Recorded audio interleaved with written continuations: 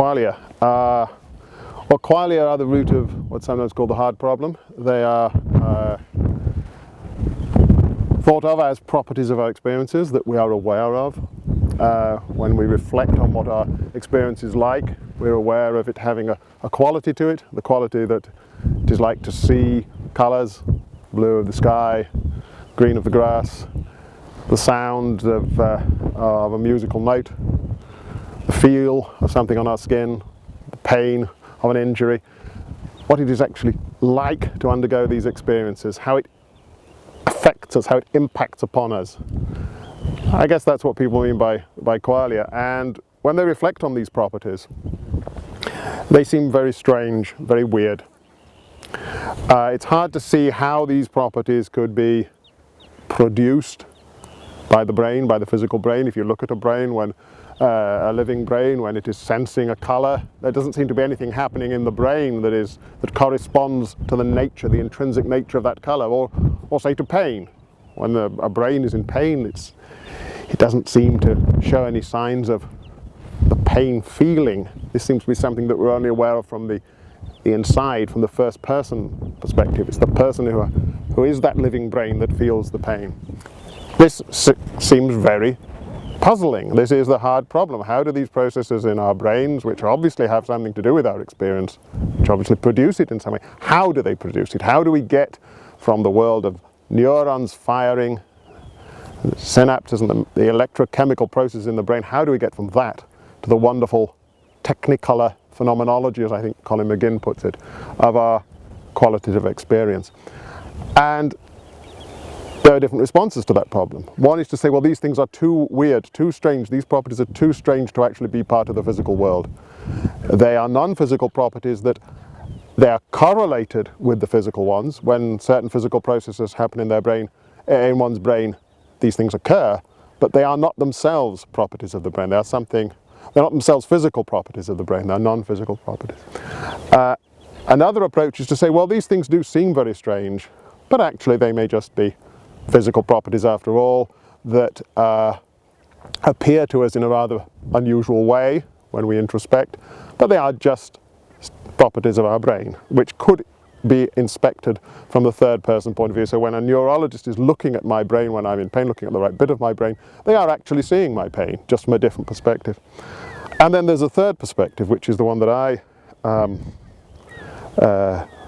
endorse, which is to say, well, these properties really are very strange and very weird, and they do certainly seem to be non-physical.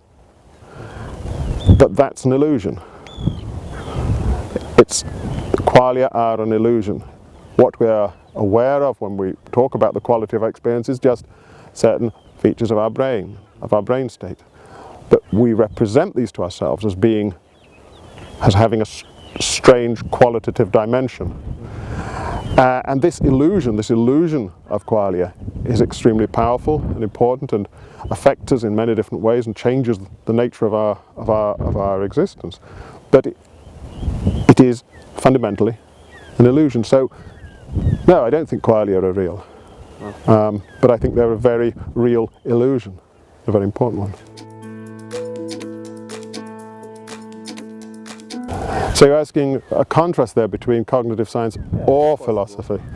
Well, I don't think either on its own can. Indeed, I don't think cognitive science can proceed without philosophy, or that philosophy of mind can proceed without cognitive science. I think they are really engaged in the same enterprise, which is theorizing about the mechanisms that produce the mind, that produce all the different aspects of the mind that we are familiar with at an everyday level. We have this image of the mind as we're aware of it, consisting of thoughts and feelings and experiences and so on. And then we start to learn about the processes in the brain that are involved in that. And from the very detailed level of the neurology right up to the level of psychology and the folk picture, these are all just different descriptions of the same processes at different levels of description.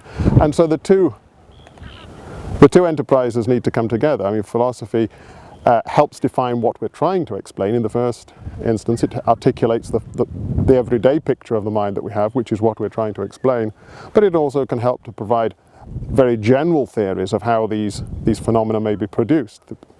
The broad representational theories, for example, which many versions have been developed by philosophers, and cognitive scientists are approaching it, I guess, from the other direction, we might say, from looking at specific mechanisms, particular modules within the brain, and how these may work together. But they need the overarching frameworks provided by philosophy, I think, and certainly by empirically informed philosophy. And philosophers at the same time need to be very sensitive to the data that's emerging from cognitive science. So it's a process of interaction between the two, I think. And I think together, I see no reason to think that they won't solve it. It's certainly far too early to conclude that they can't, and I think we have every reason to be optimistic, given the progress that has been made. But I do. I mean, we are artificial intelligence. We are robots that have been constructed by natural selection, using biological materials, simple unicellular organisms, developed into multicellular organisms, and of more and more increasing complexity, and that is what we are. Now, there's no reason in principle why similar things couldn't be done artificially using either biological materials or other kinds of materials. I don't think there's anything in particular that's special about biology. What's special is what the biology is doing, what the mechanism. The neurons and synapses are very effective at doing what they're doing, but I don't think they're doing anything that couldn't be done by silicon-based materials. And if we were to replicate those functions in another medium, then I think we would have the same phenomenon. And indeed, there may be quite different ways of implementing these similar phenomena. There's no reason to think that it has to be done in the way that evolution has done it. Evolution builds on what it has. It takes the shortest route.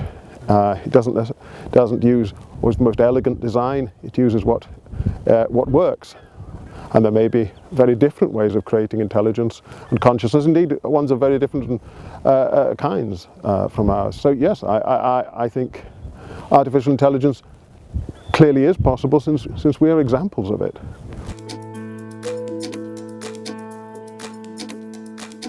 Very much, very much. It has been both a wonderful intellectual environment, some wonderful discussions to which everybody has contributed, and also an amazing natural environment. It's been. I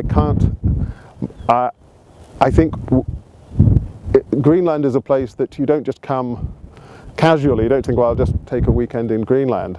You need some big reason to come here, I think, and we've all had it, and it's been a wonderful reason and a wonderful experience. So I've enjoyed it very much.